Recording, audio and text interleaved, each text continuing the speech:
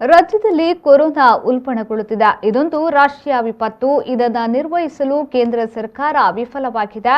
ರಾಜ್ಯ ಸರ್ಕಾರ ಕೂಡ ಪರಿಹಾರ ಪಡೆದುಕೊಳ್ಳುವಲ್ಲಿ ವಿಫಲವಾಗಿದೆ ಎಂದು ಮಾಜಿ ಸಚಿವ ಬಿ ರಮಾನಾಥ್ ರೈ ಆರೋಪಿಸಿದ್ದಾರೆ. ಮಂಗಳೂರಿನ ಮಲ್ಲಿಕಟ್ಟಿಯಲ್ಲಿರುವ ಕಾಂಗ್ರೆಸ್ ಕಚೇರಿಯಲ್ಲಿ ಸುದ್ದಿಗೋಷ್ಠಿ ನಡೆಸಿ ಮಾತನಾಡಿದ ಅವರು, ಜನರಿಗೆ ಇವತ್ತು ಲಸಿಕೆ ಸಿಗುತ್ತಿಲ್ಲ. ಇಲ್ಲೊಬ್ಬರು ಲೋಕಸಭಾ ಸದಸ್ಯರಿದ್ದಾರೆ, ಬಾಲಿಶವಾಗಿ ಹೇಳಿಕೆಯನ್ನ ನೀಡುತ್ತಿದ್ದಾರೆ. ಲಸಿಕೆಯನ್ನ ಜನರಿಗೆ ಕೊಡುವಂಥದ್ದು ಅಧಿಕಾರದಲ್ಲಿರುವವರ ಕೆಲಸ. ಆದರೆ ಎರಡನೇ ಡೋಸ್ ಯಾವಾಗ ಕೊಡಬೇಕು ಅಂತ ಸಿಎಂಗೆ ಗೊತ್ತಿಲ್ಲ.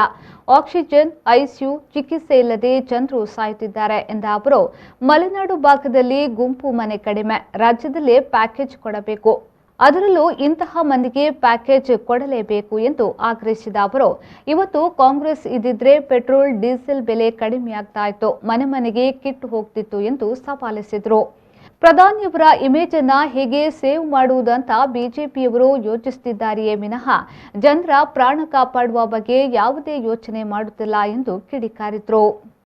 ಅಧಿಕಾರದಲ್ಲಿ ಇರತಕ್ಕಂತವರ ಜವಾಬ್ದಾರಿ ಏನು ಅಂತ ಹೇಳಿದ್ರೆ ಲಸಿಕೆಯನ್ನ ಕೊಡುವಂತದ್ದು. ಈಗ ಒಂದು ಡೋಸ್ ತಗೊಂಡವರಿದ್ದಾರೆ, ಎರಡನೇ ಡೋಸ್ ಕಾಯ್ತಾ ಇದ್ದಾರೆ. ಎರಡು ಡೋಸ್ ಯಾವಾಗ ಸಿಗುತ್ತೆ ಅಂತೇಳಿ ಸರಿಯಾದ ಮಾಹಿತಿಯನ್ನ ರಾಜ್ಯದ ಮುಖ್ಯಮಂತ್ರಿಗಳು ಹೇಳೋದಿಲ್ಲ. ಆಮ್ಲಜನಕ ಇಲ್ಲದೆ ಸಾಯ್ತಾ ಇದ್ದಾರೆ, ಮೆಡಿಸಿನ್ ಇಲ್ಲದೆ ಸಾಯ್ತಾ ಇದ್ದಾರೆ, ಐಸಿಯು ಇಲ್ಲದೆ ಸಾಯ್ತಾ ಇದ್ದಾರೆ, ವೆಂಟಿಲೇಷನ್ ಇಲ್ಲದೆ ಸಾಯ್ತಾ ಇದ್ದಾರೆ. ಬಹುಶಃ ಪ್ಯಾಕೇಜ್, ಅದರಲ್ಲೂ ನಮ್ಮ ಜಿಲ್ಲೆ ಮಲೆನಾಡು ಪ್ರದೇಶ, ಕರಾವಳಿಯ ಭಾಗ, ಇವತ್ತು ಮಲೆನಾಡು ಭಾಗ ಅಂತ ಹೇಳಿದ್ರೆ ಗುಂಪು ಮನೆ ಅಲ್ಲ, ಇಲ್ಲಿ ಗುಂಪು ಮನೆಗಳು ಇಲ್ಲ, ಇಲ್ಲಿ ದೂರ ದೂರ ಮನೆಗಳಿರ್ತಕ್ಕಂಥ ಒಂದು ಪ್ರದೇಶ. ಒಂದು ವಸ್ತುವನ್ನು ಖರೀದಿ ಮಾಡಲಿಕ್ಕೆ ಎಷ್ಟೋ ಕಿಲೋಮೀಟರ್ ಅವರು ಬರಬೇಕು. ಅಂತ ಪ್ರದೇಶದಲ್ಲಿ ಕಡಾಖಂಡಿತವಾಗಿ ಪ್ಯಾಕೇಜ್ ಅನ್ನ ಕೊಡಬೇಕು, ರಾಜ್ಯದಲ್ಲಿ ಕೊಡಬೇಕು. ಆದರೆ ಈ ಮಲೆನಾಡು ಪ್ರದೇಶ, ಕರಾವಳಿ ಪ್ರದೇಶ, ಎಲ್ಲಿ ಹೊರಗೆ ಬರುವಂಥದ್ದು ಅನಿವಾರ್ಯತೆ.